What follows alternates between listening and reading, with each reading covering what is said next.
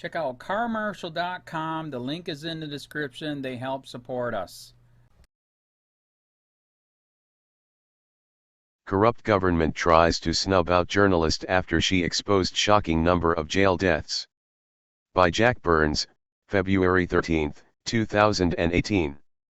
San Diego, CA. Even though the First Amendment of the U.S. Constitution states Congress shall make no law, abridging the freedom of speech, or of the press, one California reporter says she has been targeted by San Diego County for her investigative reports detailing extraordinary number of deaths of inmates in the county's jails. Local journalist and Voice of San Diego, VOSD, contributor Kelly Davis has been pressured to reveal her sources and has been hauled into court to defend her reporting. In what is shaping out to be a clear violation of the Constitution, Davis' report chronicled 60 inmate deaths in local jails from 2007 to 2012. The report should have been a wake-up call for jailers to work harder to keep people from getting killed or committing suicide while in custody, but VOSD said it was anything but a call to action. Instead, the county's attorneys turned their attention and set their sights on one of the reporters covering the story. They've upended her life, forcing her to do one of three things: expose sources by testifying about her work, agree to a deal that would protect her fragile health at the expense of harming the widow's case, or fight back, writes VOSD. In a blatant overreach of government, the attorneys issued several demands of the journalist. The county demanded that Davis give testimony in a deposition and provide all the documents, notes and recordings that she used in her reporting about the county's high jail mortality and suicide rates. It also demanded her communications with the widow's attorneys regarding jail suicides. Davis refused. Not only is she fighting to save her career and her independent rights to reporting without disclosing sources, she's also fighting an advanced stage of breast cancer. She wonders openly if lawyers are trying to intimidate her. I am just wondering if they are trying to intimidate me. Davis got roped into a lawsuit brought about by Chris Nesmith's widow. Nesmith, a veteran, committed suicide while in jail, despite being warned by his widow he was suicidal. The county then named Davis as a party in the lawsuit and demanded Davis notes, statistics, interviewees' names, everything she had on the deaths taking place in the jails. Her lawyers contended the data was a matter of public record and she would not turn over her private journalist files. For the moment, the judge is on Davis' side, telling the county the news stories should have been a wake-up call for the county to take action and implement a proper suicide prevention policy. It is plausible that if the county had reacted to the prior suicide incidents by implementing an appropriate suicide prevention policy or by remedying the alleged custom of indifference, Chris's suicidal ideations would not have been ignored. Earlier this month, the judge also ruled Davis would not have to disclose any information to the county's lawyers. Davis was relieved and told reporters, "You want journalists to be free to do their stories and to gather their research, talk to their sources, without worrying that someone is looking over their shoulder." While Davis' case may seem like an isolated one, news media organizations all across the United States are under attack, particularly accused of being purveyors of fake news and threatened with censorship. Facebook, which used to be known for allowing freedom of speech from differing points of view, has recently implemented its new algorithm which supposedly chooses for its users what news they should see. Predictably, alternative points of view have been weeded out to disallow the previously permitted free speech of its content creators. The measure has hurt the freedom of the press to disseminate the news. For now, Facebook is getting away with it. However, lawsuits will likely decide just how far, like San Diego County, Facebook can go to prevent the free exercise of the press. Become a patron.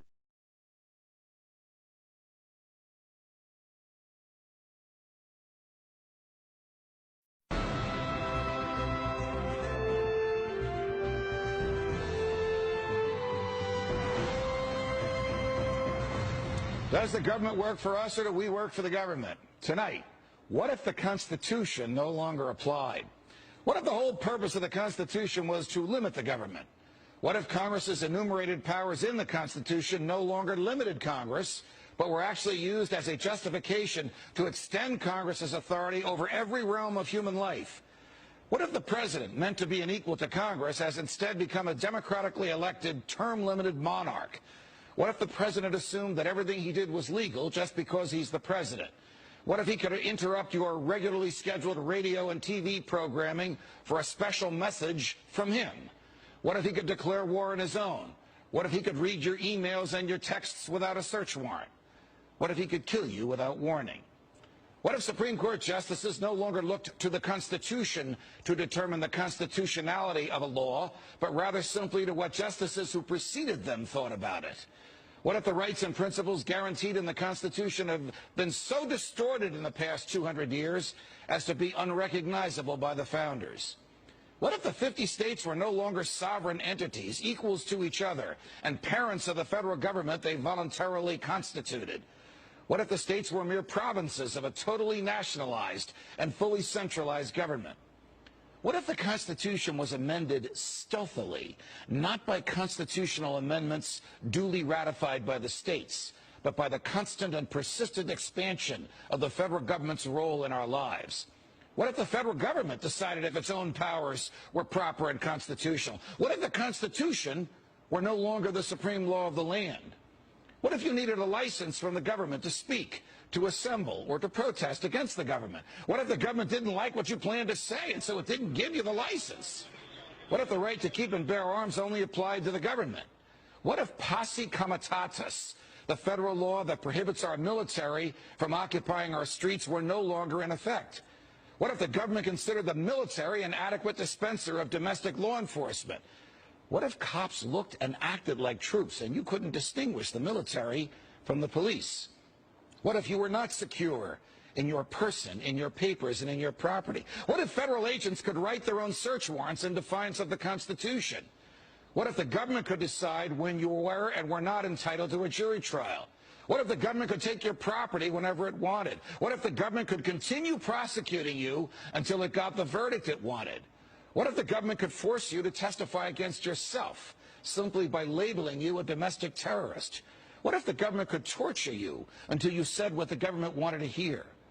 What if people running for president actually supported torture? What if the government tortured your children to get to you? What if government judges and government lawyers intimidated juries into convicting the innocent? What if the government could send you to your death and your innocence meant nothing so long as the government's procedures were followed? What if America's prison population, the largest in the world, was a cruel and unusual way for a country to be free? What if half the prison population never harmed anyone but themselves?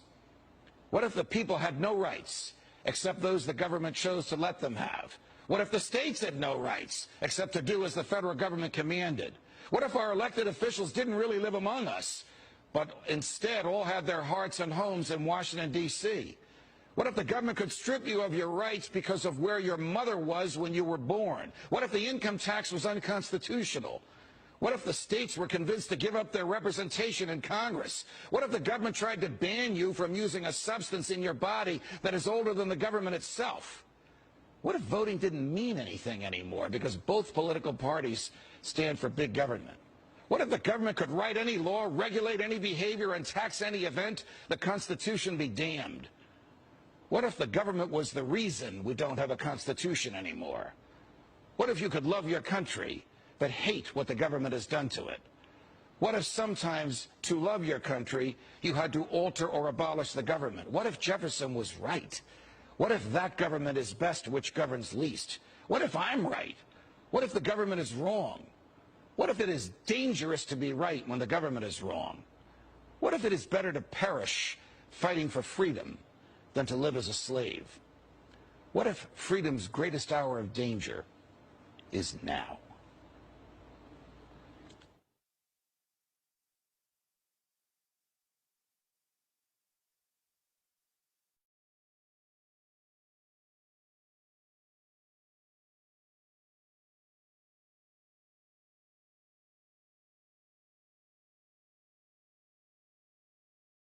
County. This is Sheriff of the County Cop Watch, and I wanted to explain what fair use is.